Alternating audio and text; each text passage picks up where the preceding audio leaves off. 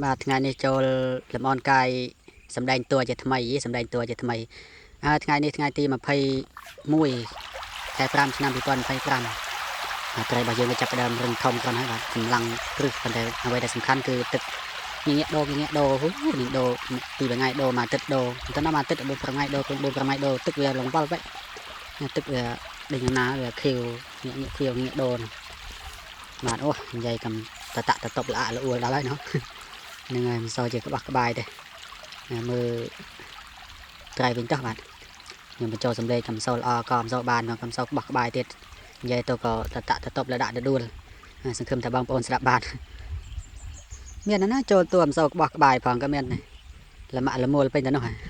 ដូចបរទេសក្នុងវាស្រែជាស្រ័យផងបាទស្ដាប់សម្លេងត្រៃសម្លេងក៏បញ្ចូលសម្លេងនេះក៏មិនបានបាត់សម្លេងទេបងប្អូនហើយបាត់សម្លេងទៅវាមិនសូវព្រោះ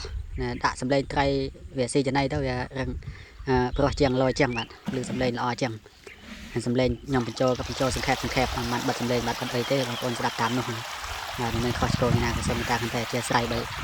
បើយើងដាក់សម្លេងពិតដាក់តែសម្លេងពិតក៏វាមិនសូវល្អបាទដាក់សម្លេងត្រីក៏វាមិនសូវល្អយើងបញ្ចូលមកតិចមកកំដររួមគ្នាទៅដើរទៅជាមួយគ្នាទៅបាទបងប្អូនស្ដាប់សម្លេងត្រីក៏ស្ដាប់សម្លេងមនុស្សក៏ស្ដាប់សម្លេងខ្ញុំវាមិនសូវល្អដែរហ្នឹងហើយសូវល្អទេនិយាយទៅក៏ដាក់ដប់តែមនុស្សវាមិនជំនាញបាទមិនអីទេមិនជំនាញទេចូលតួក៏មិនសូវបានល្អក៏មិនសូវលយមិនសូវប្រុសទៅពេលសម្ដែងទៅក៏វា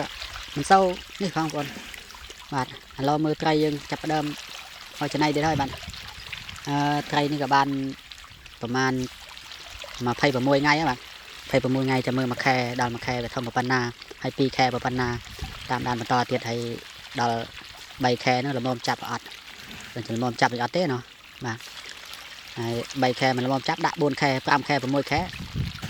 រត់ចោលបណ្ដោយនិយាយលេងទេបាទនៅតែនិយាយអីទៅតែនិយាយលេងបានស្អែកការចិញ្ចឹមត្រីរបស់យើងដូចជារបៀបដូចជាការដកពិសោធន៍បាទមិនជាចេះចិញ្ចឹមមិនជាអីមិនចេះនេះទេតែជាការដកពិសោធន៍នឹងតែបានផលមិនទេចាំមើលតាមដានបន្តទៀតនឹងថាផលបានកំណត់ក៏កើតឲ្យបានទៅមុខរួចអត់ទេនិយាយចង់តែជាប់មិត្តនេះហើយបងប្អូនបាក់ណានេះតែនិយាយថាម៉េចនិយាយទៅនិយាយមកកចាលជាប់មិត្តលវិនពេញទៅនោះក្លោះក្លែងទៀនកោះពេញទៅណាពេញទៅណីចេយើងមិនមែនជាអ្នកมือអាជីពคลิปបន្តតែសង្ស័យថាដាក់តែសម្លេងត្រីហើយមើលទៅដាក់សម្លេងត្រីសត្វដោយសារតែមិនសូវជំនាញបញ្ចូលមិនសូវជំនាញបញ្ចូលហ្នឹងហើយបងប្អូនខុសឆ្គងយ៉ាងណាក៏សូមមេត្តាខន្តីអធិស្ឋានឲ្យខ្ញុំផងបាទ